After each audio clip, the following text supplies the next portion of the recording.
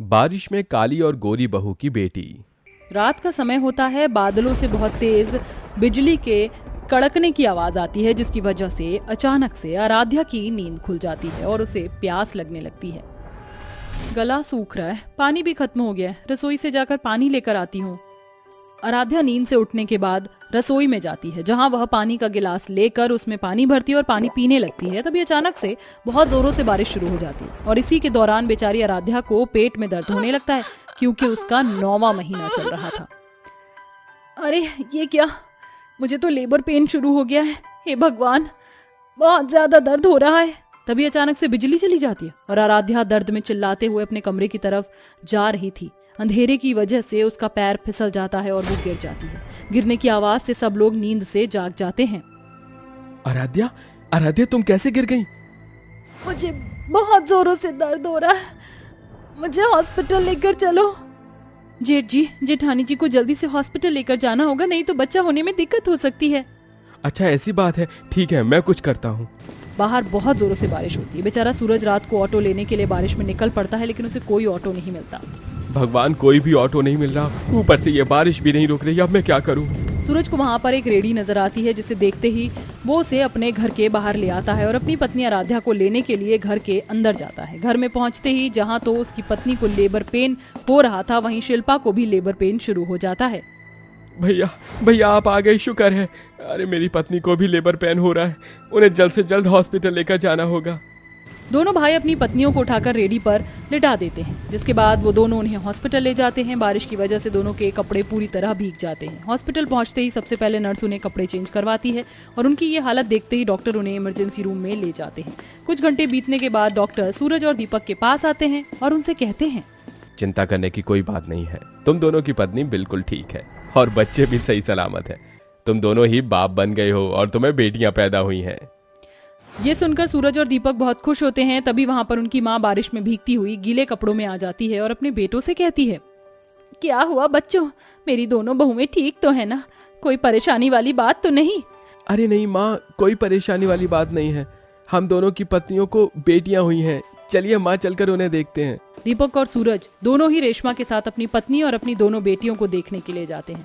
जहाँ पर रेशमा की काली बहू को गोरी बेटी होती है, तो वहीं उसकी गोरी बहू को काली बेटी होती है। अजी आप आ गए, देखिए आपकी बेटी कितनी सुंदर है, बिल्कुल आपके ऊपर गई है। ले जाओ यहाँ से अपनी बेटी को, ये मेरी बेटी नहीं है, इतनी काली बेटी मेरी नहीं हो सकती। ये कैसा बर्ताव है तुम्हारा आराध्या? ये बेटी तुम्हारी ही तो है, इसे तुम ऐसा कैसे कह सकती हो? लगता है यहाँ के डॉक्टर ने कुछ चाल चली है। मुझे मेरी गोरी बेटी होनी चाहिए थी, क्योंकि मैं गोरी हूँ। इस कल्लू ने मुझसे मेरी गोरी बेटी छीन ली, इसने पालने से मेरी बेटी उठा ली होगी। आराध्या की बात सुनकर वहाँ पर डॉक्टर आ जाते हैं और उन्हें कहते हैं, ये सब आपके दिमाग का फितूर है और बच्चे तो नर और मादा के जीन्स से होते हैं। अगर आप गोरी हो तो इसका मतलब ये नहीं है कि आपकी बच्ची गोरी ही होगी। आपके पति काले हैं, क्या पता इसीलिए आपकी बेटी काली हुई है, लेकिन काला और गोरा कुछ नहीं होता, सब एक बराबर है। डॉक्टर के समझाने पर भी आराध्या को कुछ नहीं समझ आता और वो अपनी बेटी को हॉस्पिटल में ही छोड़कर वापस घर आ जाती है। लेकिन शिल्पा अपनी बेटी को बहुत प्यार करती है। उस दिन के बाद से एक तो पहले ही आराध्या को शिल्पा जरा भी पसंद नहीं थी, तो वहीं जैसे ही शिल्पा को गोरी बेटी होती है तो आराध्या को उससे और भी ज्यादा जलन होने लगती है, जिसके कारण वो अपनी बेटी की परवाह करना छोड़ देती। एक दिन आराध्या टीवी देख रही होती है और उसकी बेटी पालने में रो रही होती है। आराध्या, आराध्या, अरे तुम होश में तो हो? तुम्हारी बेटी यहाँ पालने में रो रही है, तुम्हें इसकी जरा भी फिक्र नहीं होती? और इसको दूध तो पिला दो। मैं इसे अपना दूध नहीं पिलाने वाली, ये मेरी बेटी नहीं, इतनी काली बेटी मेरी नहीं हो सकती। इसे तो मैं अपने पास भी ना भटकने दूं। मेरा रंग देखो और इसका रंग देखो। अरे कैसी औरत हो तुम, क्या तुम्हारे अंदर जरा भी दया नहीं इस बच्ची के लिए? हाँ, हे भगवान, इससे अच्छा तो ये होता कि भगवान तुम्हें माँ ही ना बनाता।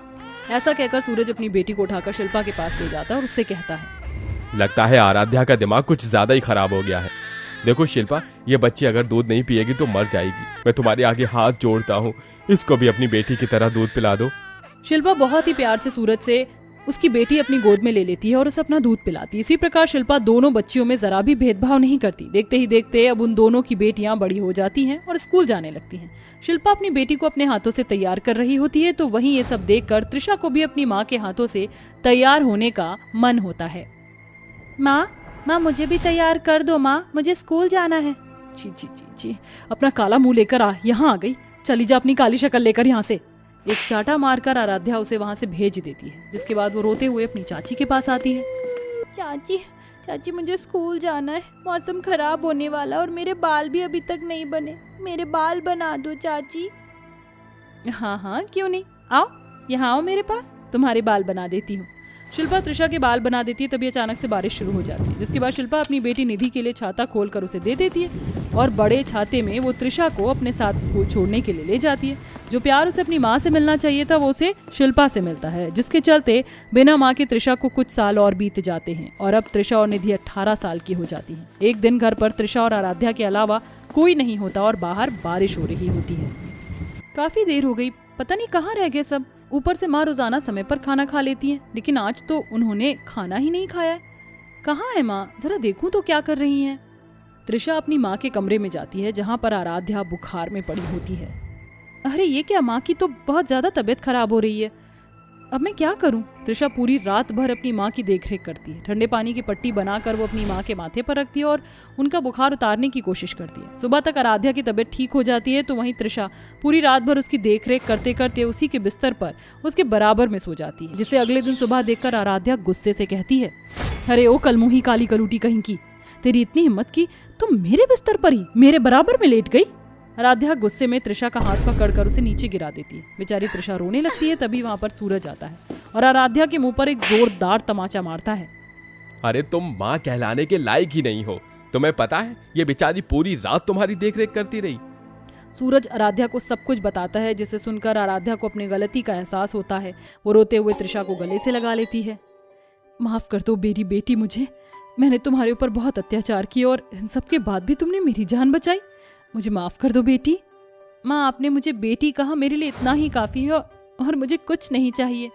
उस दिन के बाद से आराध्या त्रिशा को अपनी बेटी के रूप में स्वीकार कर लेती है और कुछ ही दिनों में एक अच्छा सा लड़का देखकर आराध्या और शिल्पा अपनी दोनों बेटियों की शादी एक अच्छे घराने में करा देती हैं, जिसके बाद सब लोग खुशी खुशी रहने लगते हैं। संध्या बहू, दोपहर होने वाली है, आज तो कमल कुछ खाकर भी नहीं गया, ना ही चाय पानी पी कर गया है। जा जाकर उसे खेत पर खाना दिया। जी माँ जी, बस वहीं जा रही हूँ। नीलम, मैं तुम्हारे भैया को खाना देने के लिए खेत पर जा रही हूँ। मैं भी आपके साथ चलती हूँ संध्या भाभी, भैया को खाना देने। नीलम और संध्या खाना लेकर खेत पर चली जाती हैं, जहाँ कमल पसीने से भीगा हुआ भूखे प्यासे खेत में उगे हुए सब्जियों की फसल तोड़ रहा था। तभी लाला लालचंद कहता है, अरे जल्दी जल्दी हाथ चला और सारी की सारी सब्जियां इस बोरी में भर दे। ये ले, 3 बोरी सब्जी के तेरे बनते हैं 300 रुपए। तू भी क्या याद रखेगा कमले। बहुत बहुत शुक्रिया माई बाप। कमल स्वभाव से बहुत ही सीधा था, इसलिए लाला उसे कम पैसे देकर उसकी सारी ताजी सब्जी की फसल हड़प लेता था। इसलिए उस दिन पहली बार संध्या ने आवाज उठाई, लालचंद जी, हम आपको अपने खेत की सब्जी नहीं देंगे।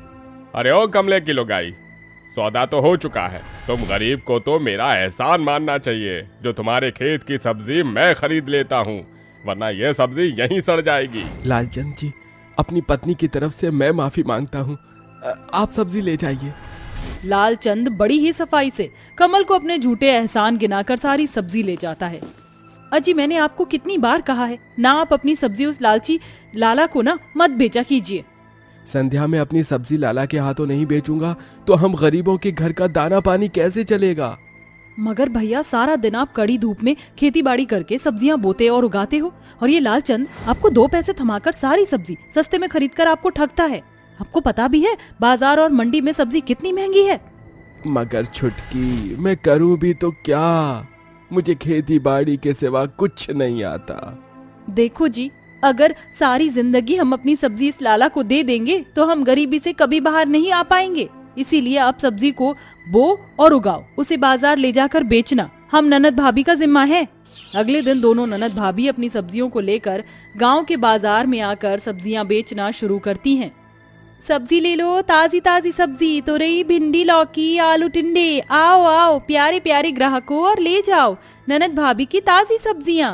इतने में एक तगड़ा पुलिस वाला डंडा घुमाते हुए वहाँ आता है और नीलम को गंदी नजर से देखते हुए कहता है, तुमने बुलाया और हम चले आए रे, जाने हथेली पर ले आए रे। ये क्या बेशर्मी है, शर्म नहीं आती एक पुलिस वाले होकर सारे बाजार ऐसी छिछोरपंती करते हुए। संध्या के फटकारे जाने पर पुलिस वाला चिढ़कर अपनी वर्दी का रौब झाड़ते हुए संध्या को डंडे से मारता है। साली पुलिस वाली से बदतमीजी करती है, हाँ? किससे पूछकर तुम दोनों नंद भाभी ने इस बाजार में सब्जी लगाई? अरे पांडे नाम है मेरा, ये बाजार का एरिया मेरे अंडर में आता है। चलो अभी के अभी पूरे महीने का टैक्स भरो तो ही तुम इस बाजार में सब्जी लगा सकती हो, समझी? बिल्कुल नहीं, हम तुम्हें 1 रुपए नहीं देंगे। गरीबों को लूटते तुम्हें शर्म नहीं आती? फिर अचानक जोरों से बारिश शुरू हो जाती है और पुलिस वाला उन्हें बाजार से भगा देता है, जिसके बाद ननद भाभी सब्जी लेकर घर चली आती हैं। भाभी, अब हम अपनी सब्जी कहाँ बेचेंगे, क्योंकि बिना टैक्स दिए वह लालची पुलिस वाला हमें बाजार में घुसने भी नहीं देगा। नीलम, मुझे पता है कि हमें क्या करना है। अगले दिन संध्या सब्जी बेचने के लिए एक मजबूत ठेली बनवाती है और दोनों ननद भाभी ठेले पर सब्जी सजाकर उसे बेचने दूसरे गांव चली जाती हैं। वो जगह मालवा गांव का बाजार था, जहां फल, दूध, राशन की बहुत सारी दुकान थी, मगर सब्जी बेचने वाले इक्के दुक्के लोग ही थे। भाभी, इस बाजार में तो बस 2 ही सब्जी बेचने वाले हैं, यहाँ हमारी सब्जी खूब बिकेगी। हाँ नीलम, तुम ठीक कह रही हो। फिर संध्या बिना वक्त गवाए ग्राहकों को आवाज लगाती है, सब्जी ले लो, सब्जी, ताजी ताजी सब्जी, हरी हरी सब्जी। अरे ओ बहन जी, ये तोरई क्या भाव दी? 30 रुपए किलो है भाई साहब। तो फिर 1 किलो तोल दीजिए और ये 2 किलो आलू भी। अरे बहन जी, ये भिंडी क्या भाव दिए? 20 रुपए किलो है भैया, एकदम कच्ची और ताजी भिंडी है, कितनी दूं? 1 किलो तोल दीजिए।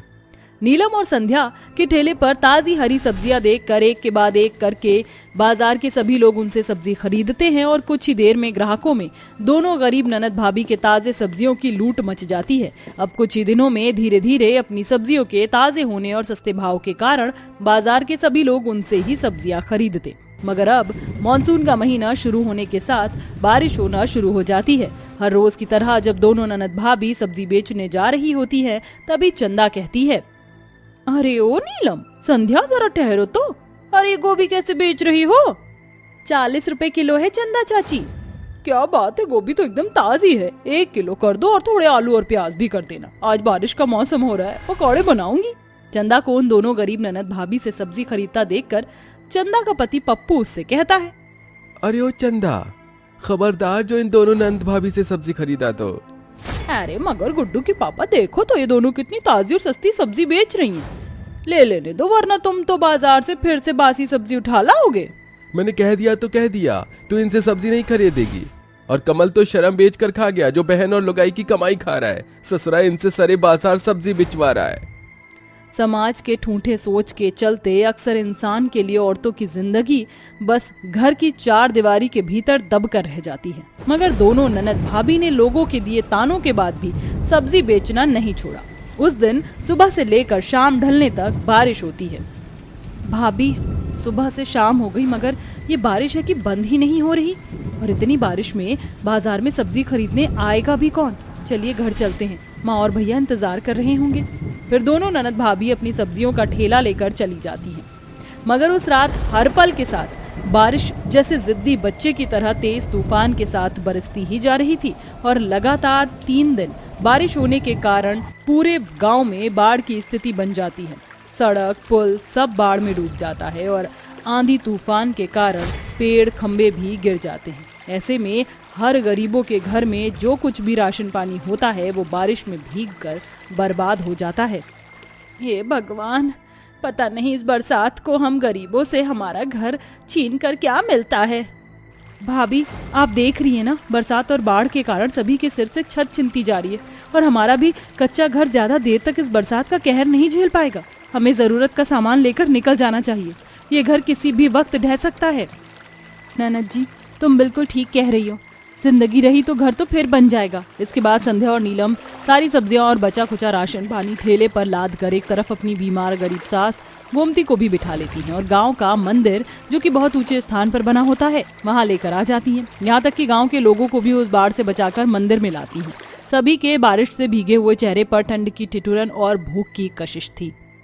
संध्या भाभी, इन लोगों ने 3 दिनों से कुछ नहीं खाया। एक काम करते हैं, बस ये थोड़ा कच्चा दलिया ही है, हम इसमें ये सारी सब्जी मिलाकर दलिया बना लेते हैं ताकि सभी खा सके। ये सुझाव ठीक है नीलम। फिर थोड़ी ही देर में गरीब ननद भाभी सब्जी वाला दलिया बनाकर गरीब लोगों की भूख मिटाती हैं। उस पल वहाँ उस पुलिस वाले का परिवार भी मौजूद था, क्योंकि गांव बाजार सब पिछले 3 दिनों से बरसात के कहर में जलमग्न जो था। तकरीबन 2 दिन बाद आसमान से बादल छट गए और बरसात का पानी भी घट गया। मगर बरसात के उस कहर में उन दोनों गरीब ननद भाभी ने लोगों के लिए जो किया था, उसने लोगों के मन से औरतों के लिए बनी दबी कुचली सोच की मैल को बारिश में साफ कर दिया। संध्या भाभी, नीलम बहन, अरे मुझे माफ कर देना। मैंने तुम दोनों को क्या कुछ नहीं कहा, मगर आज तुमने इस बरसात के कहर में हम गरीबों को जिंदा रखा है। तुम्हारा एहसान है हम पर। अरे सचमुच आप दोनों ने वो कर दिखाया है जो हम जैसे अच्छे अच्छे वर्दी वालों के बस की भी बात नहीं होती। अब आप गांव के बाजार में ही सब्जी बेच सकती हैं, वो भी बिना टैक्स दिए। उस दिन के बाद से पांडे गरीब ठेले वाले लाचार लोगों को लूटना छोड़कर ईमानदारी से अपनी ड्यूटी करता है। वहीं दोनों ननद भाभी बाजार में सस्ती सब्जी बेचकर अपनी पहचान बनाती हैं और साथ ही बाकी औरतों को भी बहुत कुछ कर जाने के हौसले और सोच से भरती हैं।